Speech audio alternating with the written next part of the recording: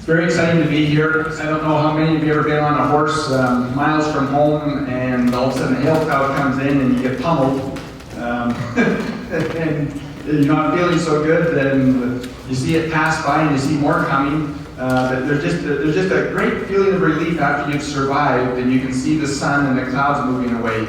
And I think we're being pummeled right now at an extraordinary rate.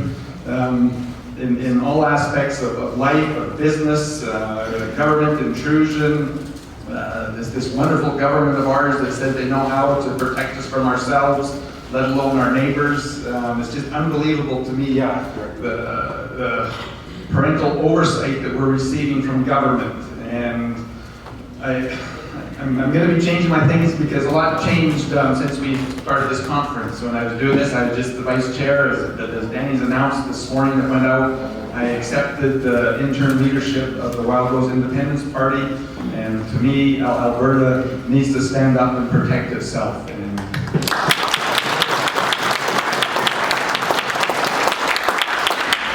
I've always been such that I felt that rules are for fools and guidelines for the wise. And I've always lived by the aspect that sometimes it's better to act and ask for forgiveness than to ask and be told no. And to me, that's what we need to do about putting our house in order. We talk so much about, well, can we do this? Can we do that? Sometimes you just have to do it and then say, oh, we couldn't do that? It's already done. And the number of things that I've actually done and achieved in my life is fairly substantial. Everything from climbing up and down a mountain where they told me you couldn't go, to first getting elected back in 2004 in a rural conservative riding, that it was just impossible, and why are you wasting the time and the audacity of you to think that you should even run here. And I ran because I didn't like my choices, and I wanted other people to have a choice. My heart just sunk when our premier got on the radio with Danielle Smith and gave his review of the Fair Deal panel. And it's going along, sounding good like he always does, and oh, that's good, yeah, that's good, that's great. And then he says, I think we need to have a deep study. And I just, gosh, Tom did a deep study. Now, I don't see him here, but Tom Flanagan did a deep study and observation that we needed the firewall way back then, and why we didn't implement it has always baffled me. But you just need to look around the world and first realize how fortunate we are to be Albertans. We're only 4 million people, and I don't know, 8 billion in the world, and how many do have, and I feel we don't have enough, freedom and opportunity like we have here. It's almost unprecedented. When you look at our resources that we have here, again, just a vast amount. You look at our education system, don't agree with it, but we have a huge, what is it, 3 universities, how many colleges? There's just, we have so many things here, and the question is, are we going to capitalize on it? And we can't if we have Ottawa as our overseer and have to get permission every time. And so I just get frustrated, and when Premier Kenney said that, and again, that, thank you, Dr. Cooper, unqualified patriotism. Seriously, there's such a thing? Unqualified loyalty? There's such a thing? Yes, it does exist, but usually under a tyranny or dictatorship or something else where you say, oh, my loyalty is unqualified. I always qualified. No, these are the parameters. This is where I draw the line, and I think human beings do it whole.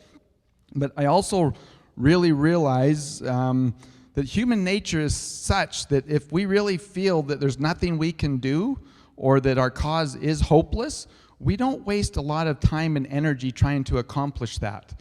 And I feel with our electoral system, many people don't bother exercising their right to vote. And why? Because it's a waste of time. What good is it? I'll put one thing in there, and I'll use the example of Rachel Notley and her great fortune of some mishaps by the so-called conservatives who wanted to collude and think that they were going to come together in this great force. And my analysis of the 2015 election is that government got voted out. NDP did not get voted in. But everybody said that, oh, she got this mandate.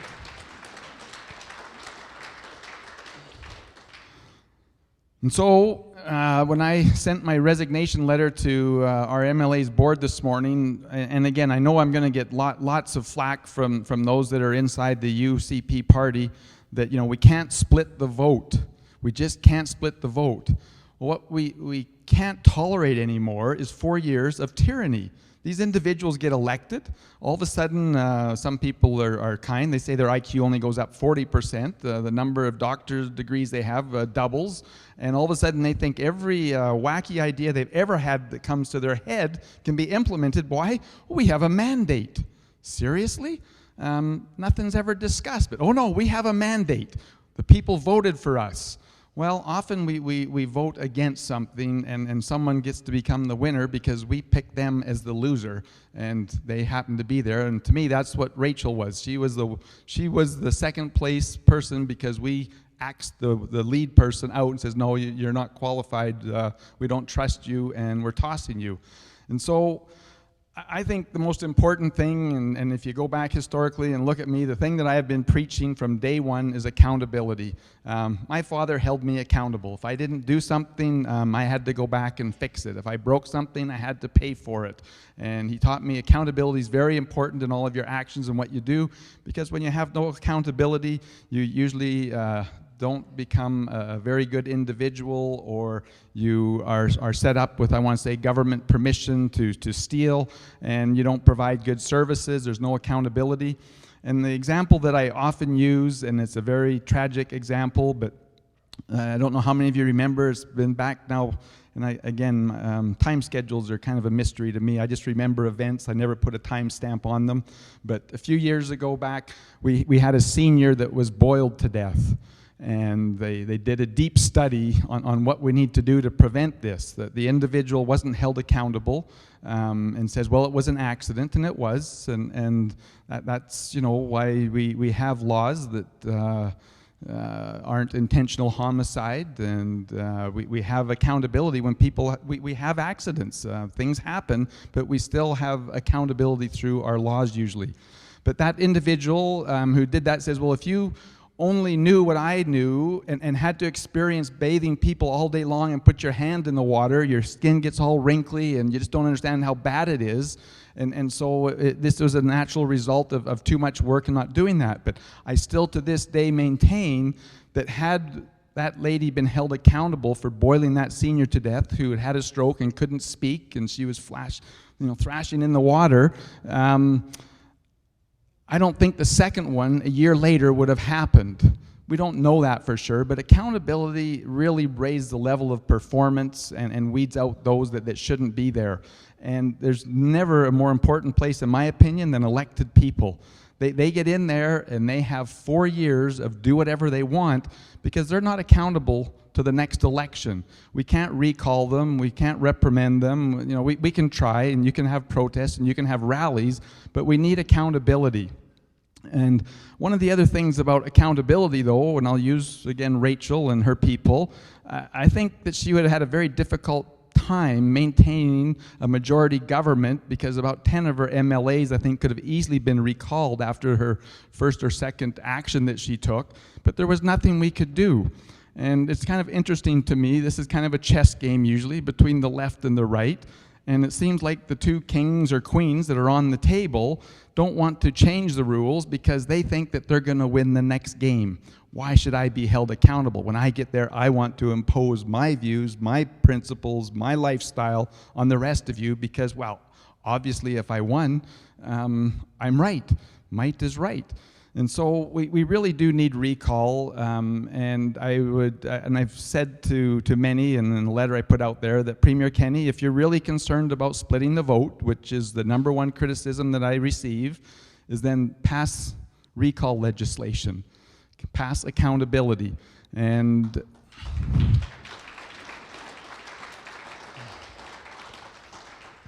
If we were to do that and we get a government that we're not happy with, you start recalling them and it immediately stops them in their track. It's amazing to me how fast it works, because I tell you, just a few phone calls and a few letters, it's amazing how elected people will turn around to look to see, whoa, where's this coming from? And if they squawk loud enough, you'd be surprised how often 2 or 3 lobbyists are able to sway the direction they go, especially if they say, well, we've got a lot of voters and we're going to go after you in the next election, and they just worry about gathering votes. But there's many benefits to recall. The other interesting one on the opposite side, and again, the U.S. is, I think, in just a real tough spot here, because neither side's going to be happy, and I don't know what the outcome's going to be in the civil unrest when we see the struggle they're going through right now. But under our current situation, if in fact the wrong party gets in and the majority of people feel that it's wrong, they can recall them.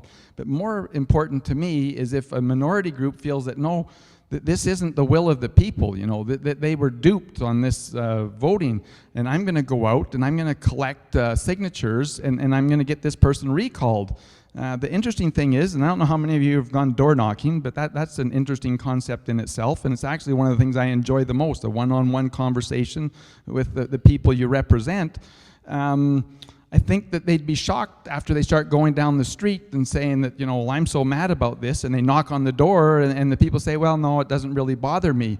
And all of a sudden it brings them into perspective that, oh, I guess I am the minority here, and that animosity that between the two groups, I believe, greatly goes down because there's accountability, and they realize that, well, no, actually, this is what happens. And so for me, recall is just so critical if we're going to go forward. And now I want to jump back about 800 years to the Magna Carta.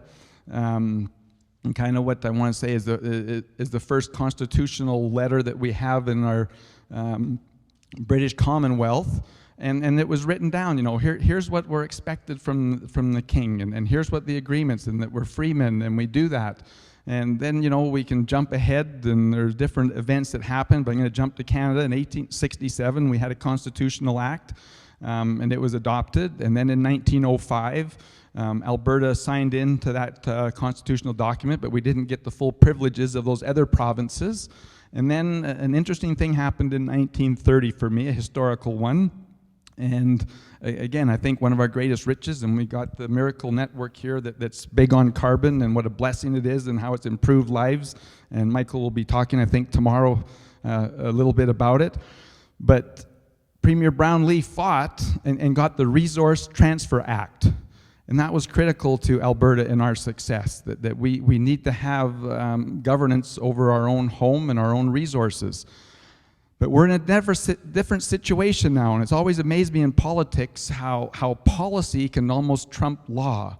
And we've got these environmental policies now that are trumping our resource laws and squashing them.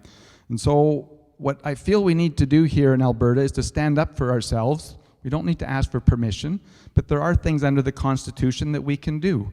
And I'm very grateful for Rob's research. I learned a lot more in his presentation here on policing, but I say the first thing that we need to do here in Alberta is get our own police force.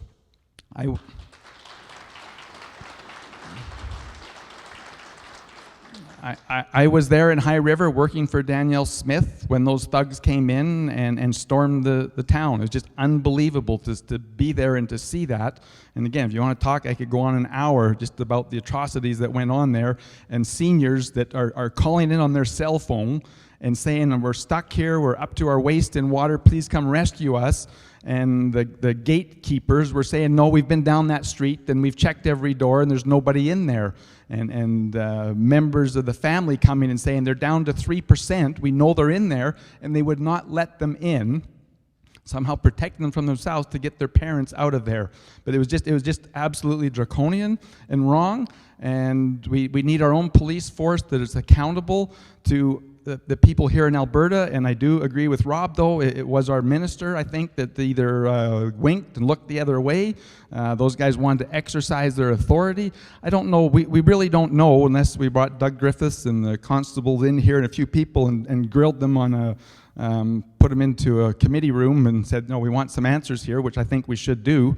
But we need our own police force, and we can do that. So that's the first thing we need to do. Number two, again, Rob was talking about not there, but the Alberta Pension Plan. I know it's scary for lots of people, especially most of us in this room think, oh, I've been paying into that all my life, we can do it. Those things are transferable, they're negotiable. Just like a company's taken over, that pension plan doesn't evaporate and it can be looked at and adjusted, but we need our own Alberta pension plan, and again, that's within the Constitution. We have the right to do it, we should be doing it. Might cost us a little more, I absolutely don't think it will, just like the police force, but we need to do it. We can have our own immigration policy. We can have our own employment insurance policy.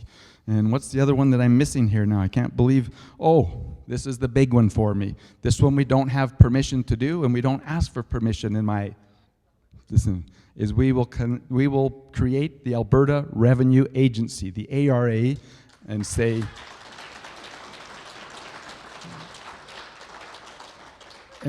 no more to the CRA. We don't need those thugs that come after Alberta businesses and individuals here and think that somehow that we're stealing money from someone else. I'm always amazed at the creation of wealth and the innovators that do that, but yet the left want to point the finger of scorn and greed and everything else at those individuals, but yet they're happy to take it over and greedily administer those things till they're bankrupt.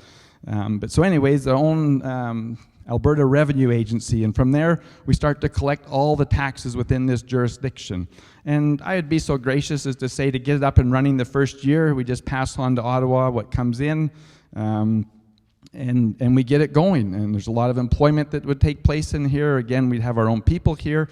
But the biggest reason why I want the Alberta Revenue Agency is because then all of a sudden the tap gets shut off. And when they have some new federal program or something that we're not happy with, we say, well, you know, actually, I think we're not going to transfer or pay for that political slush fund that you want to try and buy votes out in wherever in Eastern Canada, and say no to it. And yeah, can we do that legally? Not in the Constitution, but what are they going to do? If you're going through a tough time in your relationship and your spouse has become abusive and that spouse has become a gambler and a drunkard or whatever else, you need to separate your accounts. You don't just let that abusive one have access to it, you separate it. And you know, you can fight and squabble over it, and yes, you can still pay the mortgage and different things. You can't afford another house. I'm not in a rush to leave this house. We don't have to sleep in the same bed or the same bedroom. We can stay in Canada, and we put our affairs in order so that we're independent. We just don't need to ask them for permission. But the big kicker for me, and again, where this all adds up to 1, 2, 3, 4, 5, is that after we start collecting and have the Alberta Revenue Agency in place and have the police force in place, is we then go to the negotiation tables and say, oh, by the way, remember the Resource Transfer Act? Well, today it's the Environmental Transfer Act. We have a pristine province here. When I was growing up and used to drive into Calgary, I went down south to our farm, and then weekends I'd be coming back. Some days it was really, really bad in the early 70s with the fog and the smog going into Calgary. I don't know, you don't see it hardly ever at all anymore. But the point is, we've done a really good job here. Can we do better? Yes, we can, but we know how to look after our environment, and we need that transferred over to us. And again, we can just start implementing our own environmental laws. We don't need to listen to Ottawa anymore. We don't need to believe Rachel that somehow she can buy a social license. These individuals are against humanity. They're against progress. They want to impose their lifestyle on others, and they like to see people oppressed and desperate on them. And you know, it goes back to the same old tricks. You know, how do you catch a monkey? You put a nut or whatever in a jar, and they put their hand in there, and they can't get out. How do you catch wild pigs? You put out a feed trough, and you start feeding them every day. They come in, and after a few weeks, you put up one fence, then you put up a second fence, and a third fence, and after 2 or 3 months, you've got it completely enclosed, and you've got a gate that they've got to push under to get into, and they're trapped. Free things are not free. It's always an economic trap that they want you to get in there, they want you dependent, and then they've got you boxed in. And it's time for Albertans, in my opinion, to have an option to say enough's enough. Premier Kenney doesn't want to do it. He's an unqualified Canadian. And somebody wrote on my paper, I don't know if he wants to take credit for it, but send Jason a message, send Jason back to Ottawa. Would the individual who wrote that want credit? He's not shaking his head, so we'll just leave that where it is. But we need a government that's actually here for Albertans, that's standing up for Albertans, and a strong Alberta is a strong Canada. And to me, when you talk about patriotism and people who are patriotic, those are the fighters, the freedom fighters, the people that give to charity. And Alberta's given a lot, and we're not upset about it, but we're patriotic. We are Canadians, but that patriotism stops when the unqualified waste of our money, that unqualified attack on our industry, are two of our biggest industries, the oil and gas and beef production. The Easterners scorn at us. They want beyond beef. Well, they're welcome to it, but don't tell me I can't have my beef. But anyways, I'm very excited. I think it's time to change the direction. I decided to, I guess some people say, come out of retirement. Because Albertans need a choice. And that choice needs to be one that they believe in. We can stand up for Alberta. And again, once we've gone through and we've put our house in order, there might be a natural process of secession and we're on our own, or we might be able to be a sovereign nation within a sovereign nation. I'm not too concerned down the road. What I am concerned about is that we stand up now and put our house in order, that we get the police force, that we actually get a pension plan, that we actually get an employment insurance plan, that we actually get an Alberta Revenue Agency, that we actually look after our immigration policy, and we look for those things that we need and we represent them, and then we get an Environmental Transfer Act with or without their permission. But thanks very much for coming. These are exciting times and we can do it.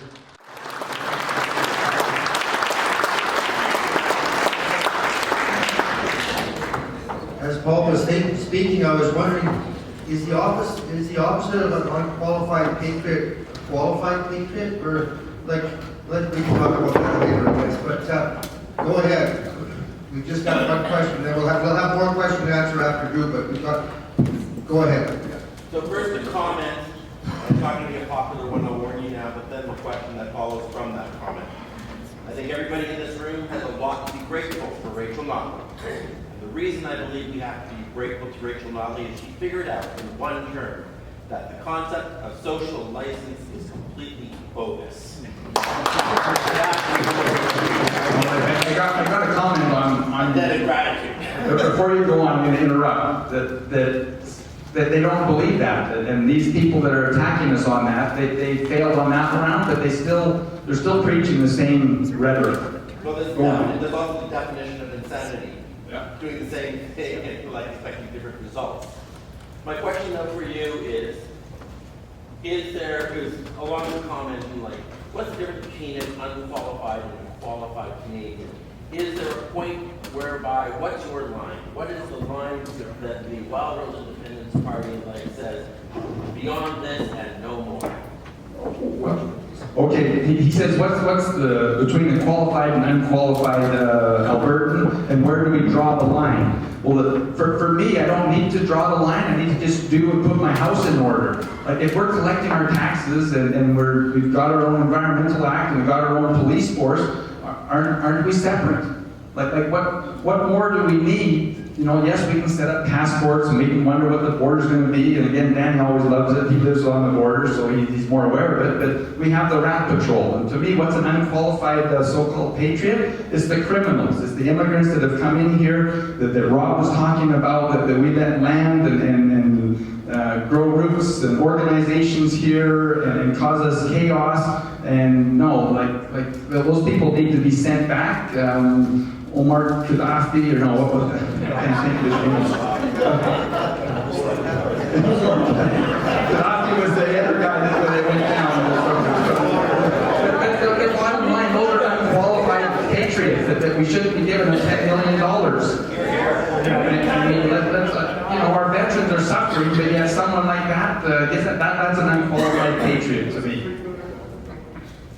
One more question, and then okay, go ahead, Jake. Just a quick question, and then Wendy. Okay, sorry, Wendy.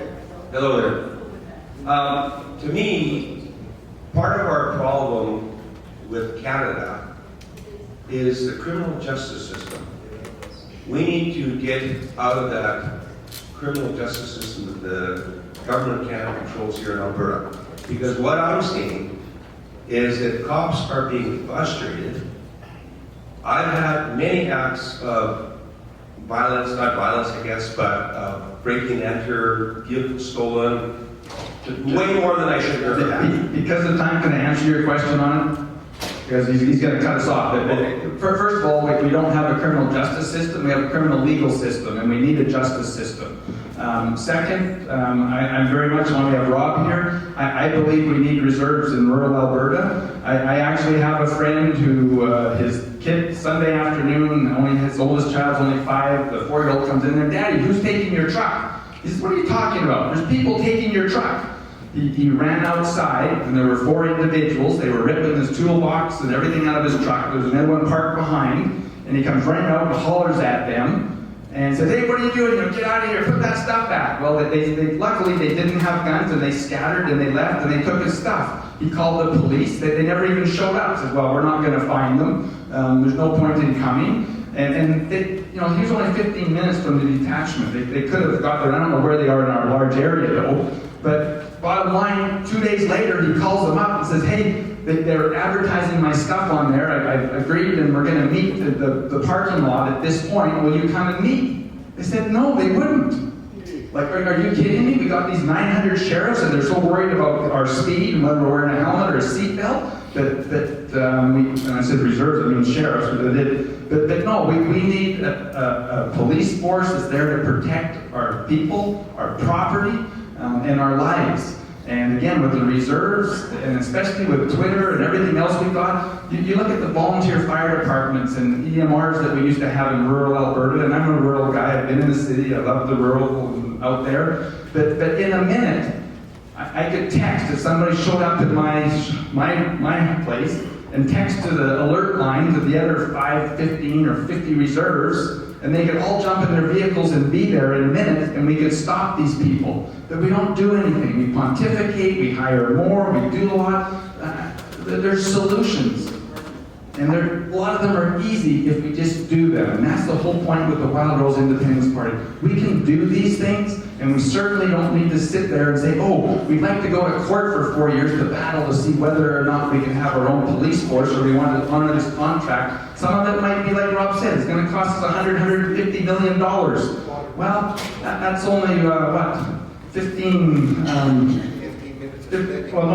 10 million terrorists that we give money to. And we can just do it, and we need a criminal justice system, not the current legal system we have, where we don't even have castle law, and they literally tell you, don't confront them, don't do anything, just let them take their stuff, and they can come back next week to take more because you're still alive and you can go through the pain again, and your family can feel violated and unprotected.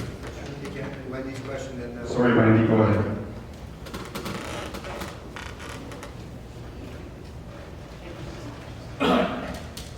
I've always sort of agreed with recall, but I haven't quite got it in my mind.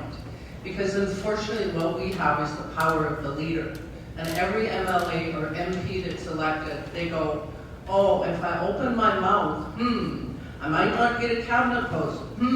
I might not get put on $1,000 a day committee. Maybe I should keep my mouth shut so that I can go up the rank. How do you get that through that from recall? Well, yes, Drew, I know you're in the room.